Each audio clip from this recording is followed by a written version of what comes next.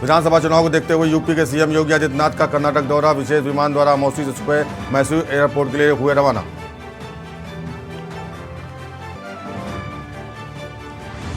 कर्नाटक के मांड्या में सीएम योगी आदित्यनाथ करेंगे विशाल जनसभा को संबोधित। बीजेपी प्रत्याशी अशोक जयराम के पक्ष में जनता से मांगेंगे वोट।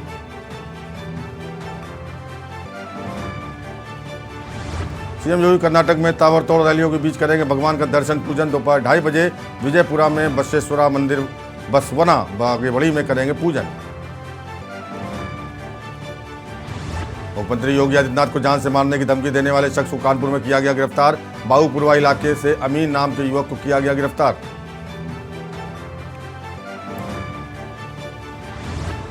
पंजाब के पूर्व मुख्यमंत्री प्रकाश सिंह बादल के निधन पर सीएम योगी ने जताया दुख। कहा, श्री बादल जी का भारतीय राजनीति में था एक विशेष स्थान।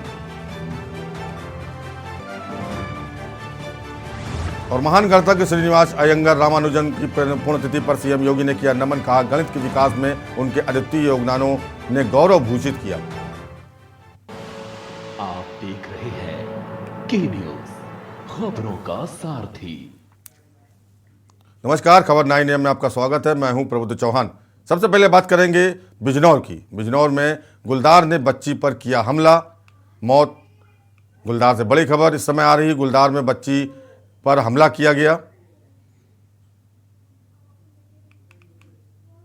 बिजनौर से खबर, गुलदार के आतंक से ग्रामीणों में दहशत। बच्ची और युवक पर गुलदार ने किया हमला। गुलदार के हमले में दोनों की मौत। घर में घुसकर 6 साल की मासूम बच्ची पर हमला। बिजनौर से खबर, गुलदार ने सुबह फिर एक युवक को उतारा मौत के घाट। मंदिर जा रहे युवक पर गुलदार ने किया हमला। आए दिन गुलदार के हमले से बढ़ा मौतों का ग्राफ। एक सप्ताह में 4 की मौत और कई हुए घायल। ग्रामीणों का वन विभाग पर लापरवाही का आरोप। गुलदार के हमले से ग्रामीणों में दहशत का माहौल। पुलिस ने शव को पोस्टमार्टम के लिए भेजा। नगीना थाना क्षेत्र के सैदपुरी में युवक पर गुलदार का हमला। तो वहीं बिजनौर के थाना रेहड़ के मच्छमार इलाके में बच्ची पर हमले से लोगों में दहशत है। लगातार गुलदार के हमले बढ़ रहे हैं, जिससे ग्रामीणों में खौफ का माहौल है। बच्ची के बाद सुबह मंदिर जा रहे युवक पर गुलदार ने हमला किया और उसकी भी मौके पर ही मौत हो गई।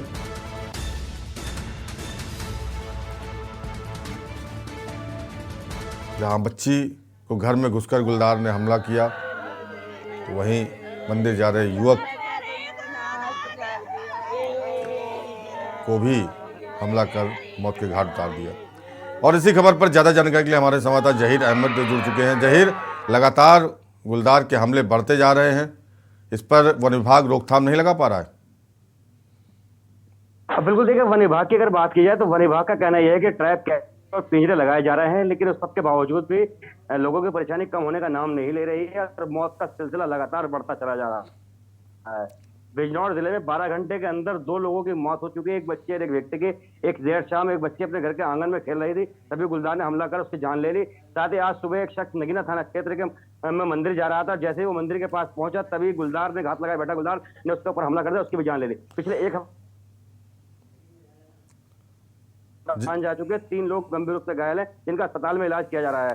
ग्रामीणों में खौफ, दहशत का माहौल है, खौफ का माहौल है और वो डर के मारे घर से निकल नहीं रहे, खेतों पे जाने को से परेशान है। साथ ही वन विभाग से लगातार वो मांग कर रहे हैं कि वन विभाग गुलदार को पकड़ के सुरक्षित जंगल में छोड़ दे। जी जहीर, निश्चित तौर पर कई बार गुलदार का हमला हो चुका है और ऐसा माना जा रहा, पहले तो ये पहाड़ों में देखा जाता था, खासकर उत्तराखंड और यूपी से जुड़ी सीमा पर, कि जो जंगली जानवर हैं, चाहे वो गुलदार हो या और भी अन्य जंगली जानवर, तो ये शहरों की ओर भाग रहे हैं। लेकिन ये अभी तक पहाड़ों में होता था, लेकिन जो अब ये मैदानी क्षेत्र जैसे बिजनौर है और ज़िले हैं, यहाँ भी कई मामले सामने आ चुके हैं। तो इनकी रोकथाम के लिए क्या बंदोबस्त किया जाना चाहिए, वन विभाग क्यों नहीं कर पा रहा है?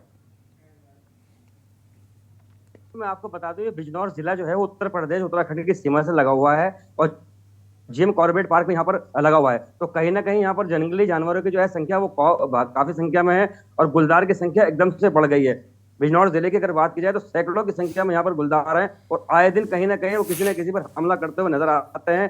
अभी पिछले 2 महीने की अगर बात की जाए, 2 महीने के अंदर 2 दर्जन लोगों पर गुलदार ने हमला कर दिया है, जिसमें लगभग 7 लोगों की मौत हो चुकी है। बाकी लोग अस्पताल में गंभीर रूप से भर्ती है, उनका इलाज किया जा रहा है। तो कहीं ना वन विभाग से ग्रामीण लगातार मांग करते हैं कि वन विभाग पिंजरा भी लगाता है, ट्रैप कैमरे भी लगाता है, कई बार उसमें भी गुलदार फंस भी जाता है, उसको सुरक्षित जंगल में छोड़ दिया जाता है।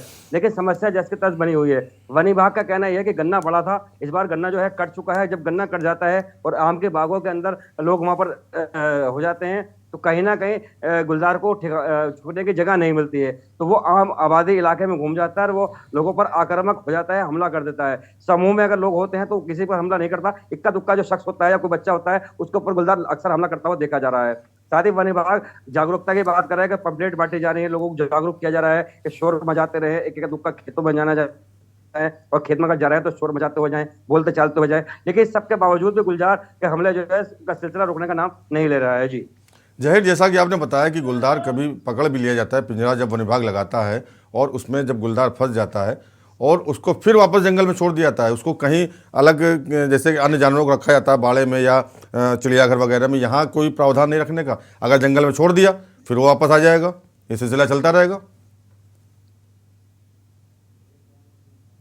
हाँ बिल्कुल, देखिए मैं आपको बता रहा हूँ ना कि बिजनौर जो ऐसा जिला है कि पूरा जंगली जो इलाके से जुड़ा हुआ है, उत्तराखंड के पहाड़ी क्षेत्र से जुड़ा हुआ है और बिजनौर के एक अमानगढ़ वन रेंज है, वहां पर टाइगर, हाथी, लेपर्ड की संख्या बहुत अधिक है।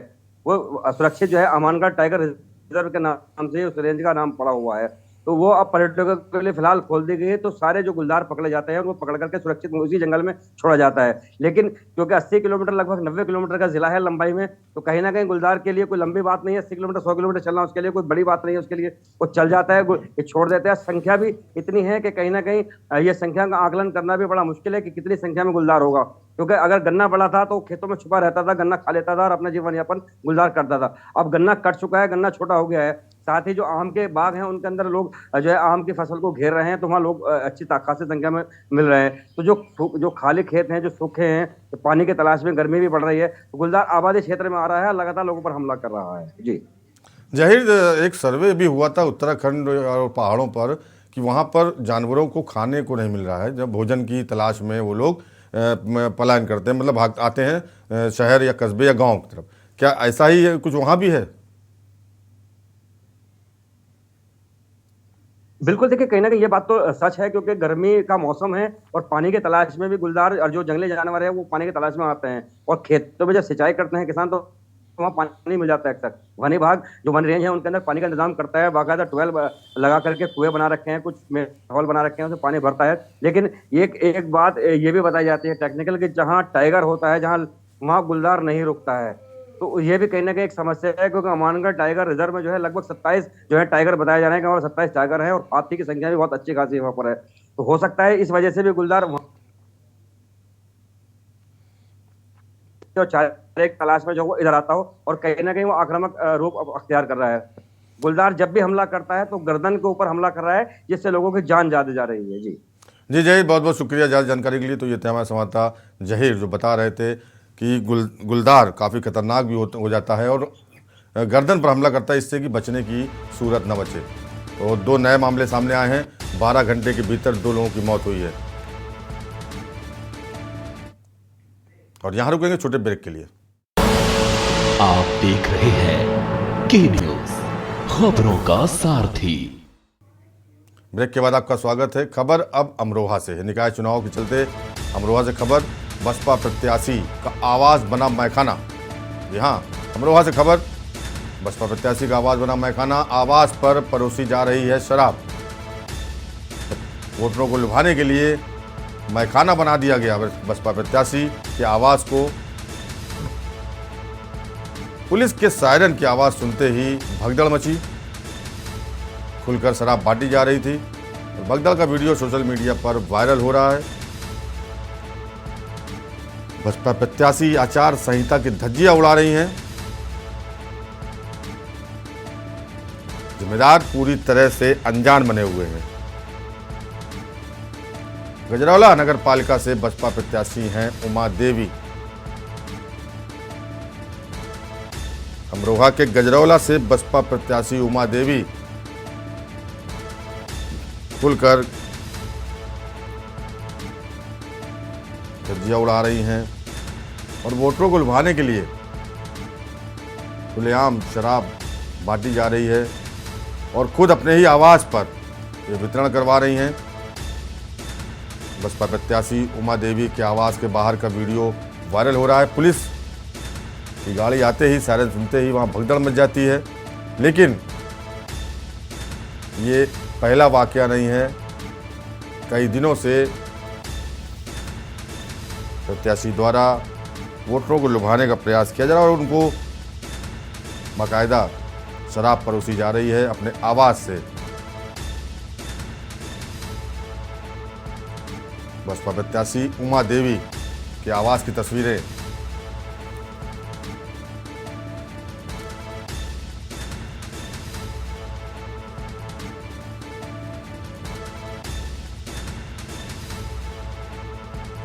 आप तस्वीरों में देख सकते हैं किस तरह से भीड़ लगी हुई है उमा देवी प्रत्याशी बसपा, और जैसे ही पुलिस का सायरन सुनाई देता है वहां भगदड़ मच जाती है।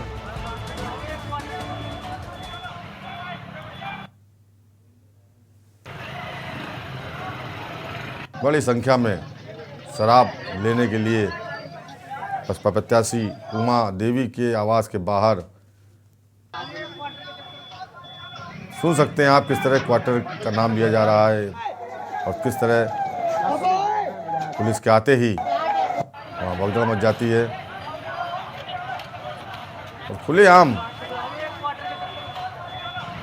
आचार संहिता की धज्जियां उड़ती दिखाई दे रही हैं, लेकिन कोई कार्रवाई नहीं की जा रही है और इसी तरह खुलकर वोटरों को लुभाया जा रहा है।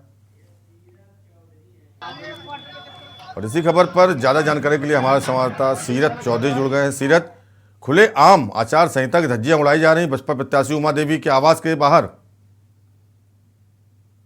जी बिल्कुल, बता दें ये पूरा मामला अमरोहा जनपद के गजरौला जो बसपा की प्रत्याशी हैं उमा देवी, जो पूर्व विधायक हरपाल सिंह की पत्नी है, वो बसपा की कैंडिडेट है। और देखने को ये मिल रहा है कि उनके आवास के आगे सैकड़ों की तादाद में लोग जो है वो शराब पीने का काम कर रहे हैं और जो वहाँ पे शराब खुलेआम जो है बांटी जा रही है। और खास बात यह है कि इससे पूरी तरह से वोटरों को लुभाने का पूरा काम हो रहा है। और इसमें सबसे दुर्भाग्यपूर्ण बात ये है कि लोग शराब पीते हैं और जो मेन जो समस्या आज देखने को मिल रही है गजरौला नेशनल तो शराब पी के लोग जो है आपस में जो है वो बाइक टकरा रही है, कहीं ना कहीं दुर्घटना की संभावना भी बढ़ रही है। तो ये एक जो है खतरे की घंटी है। और आपको बता दें कि इसमें पुलिस ने किसी तरह की भी कोई कार्रवाई नहीं की है। पूरी तरह से वोटरों को जो है और लुभाने का तरीका बिल्कुल गलत तरीके से लुभाया जा रहा है, लेकिन अभी पुलिस पूरी तरह से कोई प्रशासन ने कोई कदम नहीं उठाया। जी सीरत, क्या किसी प्रकार की कोई प्राथमिकी या कोई सूचना पुलिस को दी गई लिखित में, या उसके अलावा आपकी उमा देवी प्रत्याशी से बात हुई कि कौन करा रहा है, उनके आवास के बाहर खुद करा रही है या उनके समर्थक करा रहे हैं, कुछ बातचीत हुई है क्या? बिल्कुल, आपको बता दें, मैं जानकारी दे दूं कि इसमें अभी तक कोई लिखित में कोई प्रार्थना या कुछ नहीं दिया गया पुलिस को। लेकिन हाँ, जो वीडियो वायरल हो रही है उसके आधार पे जाहिर सी बात है कि प्रशासन के संज्ञान में पूरा मामला आ चुका है। लेकिन बावजूद इसके अभी किसी तरह की जो प्रत्याशी हैं उन्होंने उनसे बात करने पे पता ये चला है कि उनकी जानकारी में ये चीज नहीं है। उन्होंने बताया हो सकता है कि कहीं ना कहीं जो उनके वो है समर्थक हैं वो इस चीज को बढ़ावा दे रहे हो, लेकिन उनकी अभी जानकारी में नहीं है। और पुलिस प्रशासन की जानकारी में वायरल वीडियो के हिसाब से होनी चाहिए, लेकिन अभी पुलिस ने किसी तरह का किसी कार्रवाई का कोई कदम नहीं उठाया है। जी सीरत, बहुत बहुत शुक्रिया ज़्यादा जानकारी के लिए। तो ये थे हमारे संवाददाता सीरत चौधरी जो बता रहे थे किस तरह से गजरौला नगर पालिका परिषद के अध्यक्ष पद की प्रत्याशी बसपा प्रत्याशी उमा देवी के आवास के बाहर खुलेआम आचार संहिता की धज्जियां उड़ाई जा रही है और यहाँ तक कि पुलिस जीप आती भी है, सायरन बजाते हुए देखती भी है, भीड़ इकट्ठा है, जमा है, लेकिन फिर भी कोई कार्रवाई नहीं होती। और यहाँ वक्त तो चला एक छोटे ब्रेक का।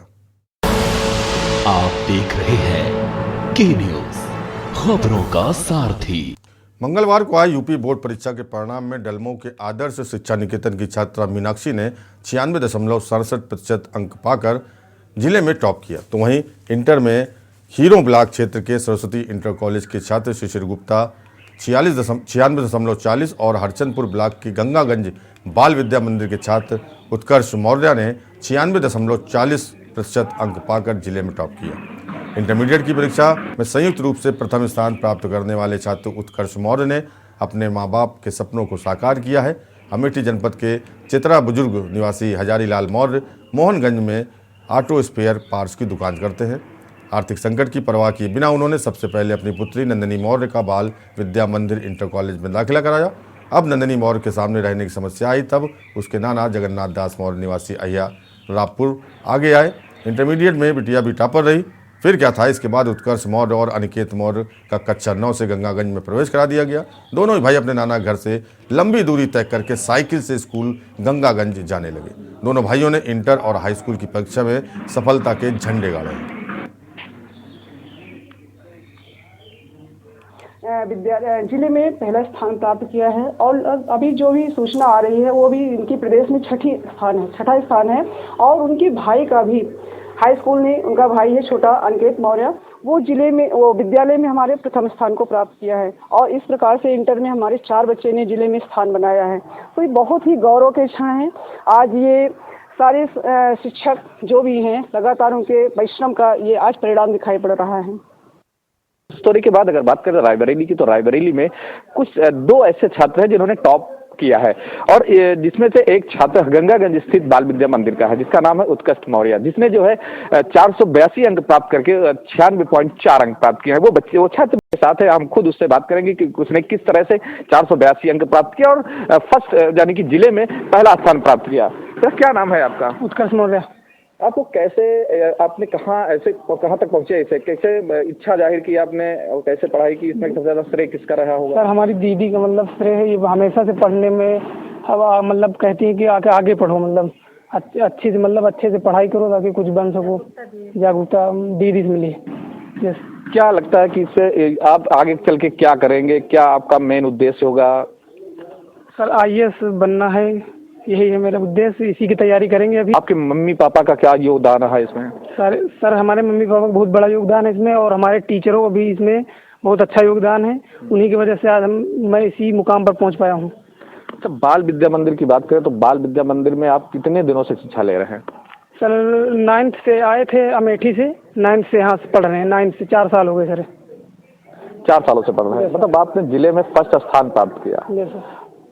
जिले में फर्स्ट स्थान प्राप्त करने के बाद आपको कैसा महसूस हो रहा है? आगे क्या और करेंगे, कितनी और पढ़ाई करेंगे? सर बहुत अच्छा लग रहा है कि जिले में प्रथम स्थान प्राप्त करने का मुझे सौभाग्य प्राप्त हुआ और आगे मैं इसी तरह पढ़ाई करता रहूँगा मेहनत और लगन के साथ, ताकि मैं और अच्छे मुकाम पर पहुँच सकूँ। जैसा कि छात्र उत्कर्ष मौर्य ने बताया कि इसमें सबसे बड़ा योगदान हमारी बहन का है और साथ ही साथ हमारे मम्मी पापा के साथ जो हमारे टीचर्स हैं उनका भी भारी योगदान रहा है। इनके मम्मी और पापा दोनों लोग मौजूद हैं, उनसे भी बात करने की कोशिश करेंगे कि आखिर आपके जिस बच्चे ने इतना बड़ा नाम जिले में किया है आपको कितनी खुशी मिल रही होगी। क्या नाम है आपका? हजारीलाल मौर्य सर। क्या लग रहा है आपके बच्चे ने जिला टॉप किया है? बहुत अच्छा लग रहा है। क्या आगे क्या करेंगे इसके लिए आप? ये बच्चा कह रहा है IAS करेंगे तो इससे हम भी सहमत। सब भगवान का आशीर्वाद है, बड़ी लड़की ने लोगों को प्रेरित किया। चलिए, तो कहीं ना कहीं जो शिक्षा का श्रेय है वो इन्होंने, इनके पिताजी ने भी साफ तौर पर बताया है कि इनकी बड़ी बहन है और शिक्षा का श्रेय देने के लिए तो कहीं ना कहीं जिस तरह से पढ़ाई करने में इनका पूरा परिवार आगे बढ़ रहा है तो वो शिक्षा की ओर ही आकर्षित हो रहा है। और जिसे छात्र ने बताया कि वो IAS की तैयारी करेंगे तो ईश्वर भी करेगा कि उनके मम्मी पापा भी इसमें पूरा योगदान कर रहे हैं कि वो आगे चलकर IAS की पढ़ाई करें। मनीष अवस्थी, के news, Raebareli.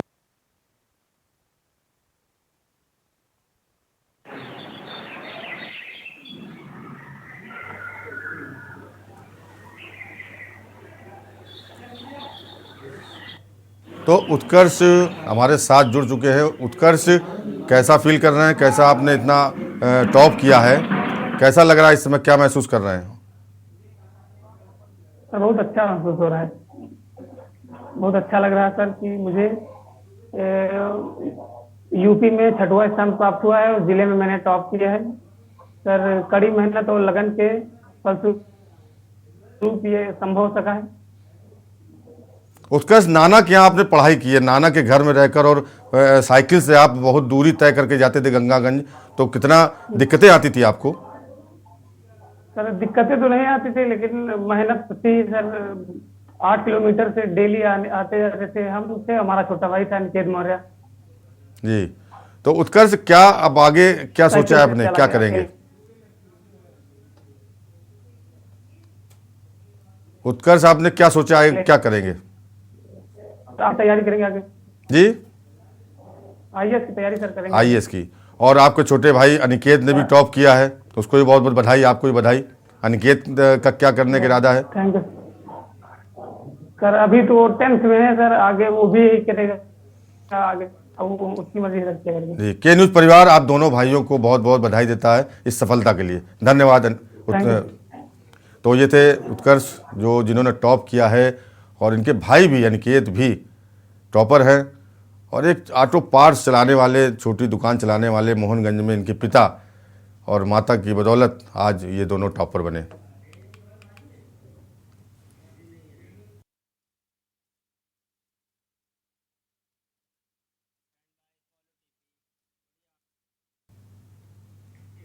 Fatehgarh police line स्थित सभागार में आयोजित प्रेस वार्ता के दौरान जानकारी देते हुए अपर पुलिस अधीक्षक डॉक्टर संजय कुमार सिंह ने बताया कि अपराध एवं अपराधियों के विरुद्ध चलाए जा रहे विशेष अभियान के तहत एसओजी टीम प्रभारी अशोक कुमार शर्मा और कंपिल थाना प्रभारी आर.के. सिंह द्वारा अपनी अपनी पुलिस टीमों के साथ कंपिल थाना क्षेत्र के ग्राम किन्नर नगला के निकट गंगा कटरी में छापा मारकर नाजायज शस्त्र बनाने की फैक्ट्री संचालित करने वाले लोगों को गिरफ्तार किया। कंपिल थाना क्षेत्र के ग्राम गुजरपुर निवासी प्रेम सिंह, जनपद बदायूं के थाना उसैत क्षेत्र निवासी राजीव व सनोज सहित 3 शातिर अभियुक्तों को गिरफ्तार करने में सफलता हासिल की गई। गिरफ्तार किए गए अभियुक्तों के कब्जे से दर्जन से अधिक बने नाजायज शस्त्र बरामद किए गए।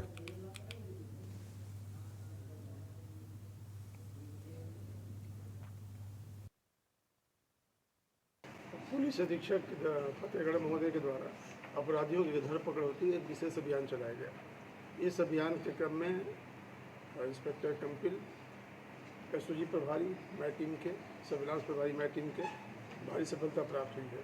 रात थाना क्षेत्र कंपिल में कटरी से अवैध तमंचा बनाते हुए 3 अभियुक्तों को गिरफ्तार किया गया। ये तीनों अभियुक्त अंतर्जनपदीय हैं और साथ ही किस्म के अपराधी हैं। इसमें से एक के विरुद्ध आधा दर्जन से अधिक मुकदमे पंजीकृत हैं। इनके पास से जो आपके सामने है 13 अदद नाजायज देसी तमंचे 315 को, 1 अदद नाजायज राइफल 315 को, 3 अदद नाजायज कल दिल्ली में होना, आज की खबर है ना, 1 अदद नाजायज तमंचा अतिया बोर और अन्य जो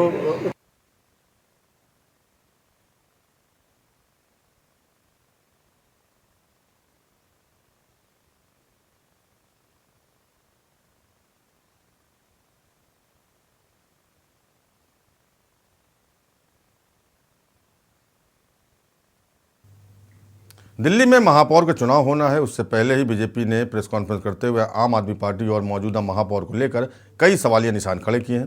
दिल्ली बीजेपी प्रदेश कार्यालय में बीजेपी की तरफ से प्रेस कॉन्फ्रेंस आयोजित की गई, जिसमें महापौर बीजेपी प्रत्याशी शिखा राय ने कई गंभीर आरोप दिल्ली सरकार और दिल्ली नगर निगम की महापौर शैली ओबराय को लेकर लगाए। दिल्ली नगर निगम के महापौर पद की प्रत्याशी शिखा राय ने कहा कि ये खेदजनक है कि आम आदमी पार्टी महापौर डॉक्टर शैली ओबराय की अनुभवहीनता के चलते आज दिल्ली की जनता एवं निगम कर्मी दोनों परेशान हैं। शिखा राय ने कहा कि महापौर डॉक्टर शैली ओबराय ने मुख्यमंत्री के दबाव में आकर कार्रवाई की है।